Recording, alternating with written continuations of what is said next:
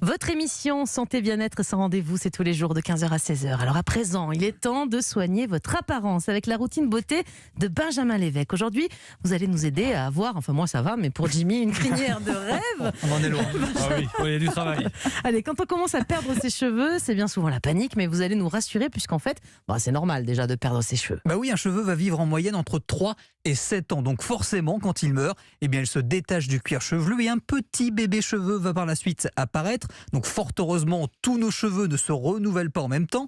Un exemple, Mélanie, rien qu'aujourd'hui, vous avez perdu une 50aine de cheveux et à 60 ans, vous aurez moitié moins de cheveux que lorsque vous aviez 15 ans. Très bonne nouvelle. Prédiction capillaire, ça y est, c'est fait. Et à part ce facteur temps, est-ce qu'il y aurait d'autres causes à la chute de cheveux ? Ah oui, plusieurs facteurs comme la fatigue, le stress, une grossesse ou la ménopause, parce que ça provoque un déséquilibre des hormones, mais aussi le changement de saison, un peu comme les animaux, on a un poil d'hiver et un poil d'été.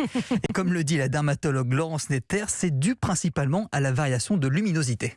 Cette luminosité a un impact très important sur notre système hormonal et que les cheveux sont très sensibles aux hormones. Cette variation de luminosité a un impact sur la chute de cheveux. En plus, pendant l'été, la lumière booste le renouvellement cellulaire, donc les cheveux et les poils grandissent vite. Et à l'automne, quand le jour diminue, eh bien, on récupère un rythme normal de multiplication cellulaire et il y a plus de cheveux qui passent dans la phase télogène, qui est la phase de chute de cheveux.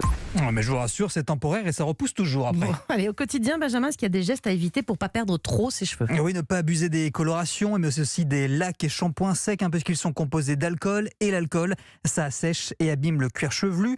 On évite aussi de faire des chignons extrêmement tirés vers l'arrière avec des tresses qui peuvent provoquer un début d'alopécie. Il y a aussi un lien entre tabac et chute de cheveux, donc on évite de fumer. Et puis il faut soigner son assiette pour faire le plein d'oligo-éléments et de vitamines primordiaux pour des cheveux en pleine forme, comme l'explique le docteur Catherine Lacronière. Avec le premier d'entre eux, le fer, car une carence en fer se traduit par une perte de cheveux quasi obligatoire.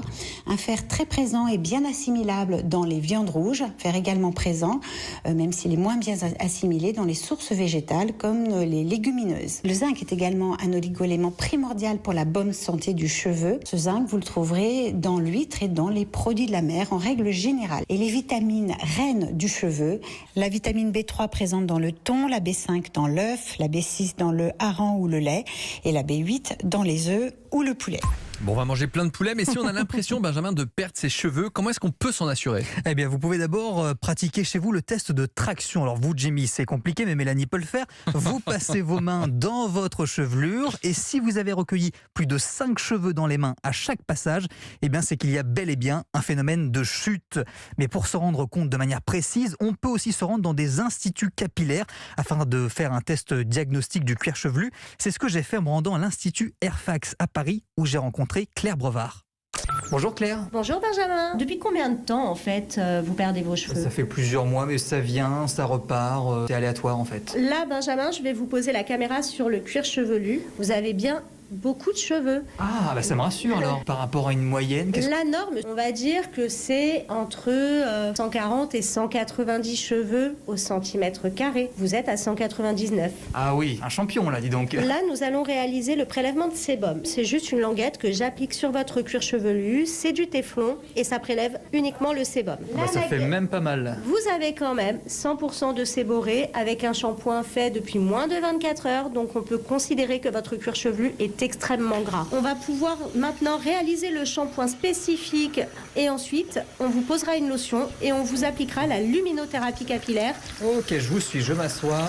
Et là Claire, on va refaire un petit bilan après tout ça. Regardez votre cuir chevelu. Ah oui, il n'y a plus toutes ces taches violettes, grises de départ. Votre cuir chevelu, il a été libéré de tous les excès de pellicule, de sébum. Merci beaucoup Claire.